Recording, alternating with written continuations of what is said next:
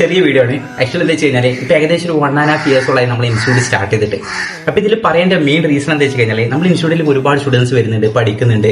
അപ്പൊ ഈ പഠിക്കുന്നതല്ല, ആക്ച്വലി അവിടെ ഒരു ലേണിംഗ് മെത്തേഡ് ഭയങ്കര ഇമ്പോർട്ടന്റ് ആണ്. നമ്മുടെ ഇൻസ്റ്റിറ്റ്യൂട്ട് ഭയങ്കര ഡിഫറന്റ് ആണ് പഠിപ്പിക്കുന്ന കാര്യത്തിൽ.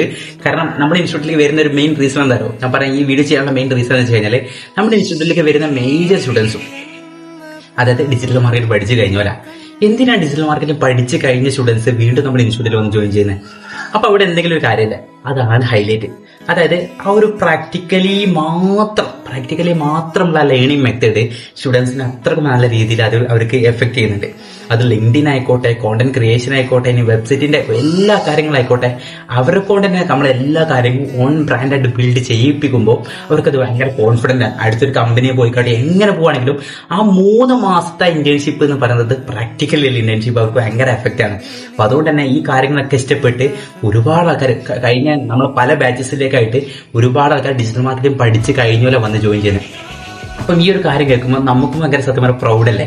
അപ്പം ആ ഒരു ഇതിലേക്കാണ് ആക്ച്വലി സ്റ്റീപ്ലൈനും ബ്രാൻഡാക്കി മാറ്റാൻ പോകുന്നത്. അപ്പം പഠിക്കാൻ പോകുന്നവര് ആരായിക്കോട്ടെ, നിങ്ങൾ ഏത് ഇൻസ്റ്റിറ്റ്യൂട്ടിൽ ജോയിൻ ചെയ്യണമെങ്കിലും അവിടുത്തെ കാര്യങ്ങൾ അന്വേഷിക്കുക, പ്രോപ്പറായിട്ട് മനസ്സിലാക്കുക. ഈ ഒരു കാര്യം പറയേണ്ട കാര്യം ഒരു സിറ്റുവേഷൻ വന്നു വെച്ചാൽ നമ്മുടെ ഇൻസ്റ്റിറ്റ്യൂട്ടിൽ പ്രോഗ്രാം വരുന്ന ഫൗണ്ടർ മുനവർ പറഞ്ഞ ഒരു കാര്യമുണ്ട്.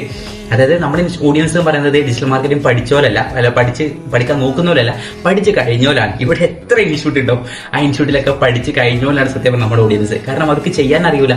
അപ്പോൾ കൂടുതൽ സ്റ്റുഡൻസും ചെയ്യാൻ അറിയാത്ത ഒരു സിറ്റുവേഷൻ വരുന്ന സമയത്ത് വീണ്ടും ഒരു കോഴ്സ് എടുക്കുന്ന അവസ്ഥയിലേക്ക് വരികയാണ്. അപ്പോൾ ആ സന്ദർഭത്തിൽ നമ്മൾ ഭയങ്കര പ്രൗഡാണ്. ഈ ഒരു കാര്യം ഷെയർ ചെയ്യാൻ വിചാരിച്ചു. ഓക്കെ, അപ്പോൾ എന്തായാലും വാങ്ങാൻ ഏകദേശം കഴിയാറായിട്ടോ കഴിച്ച്. ഓക്കെ, അപ്പോൾ എന്തായാലും ഓക്കെ, ശരി.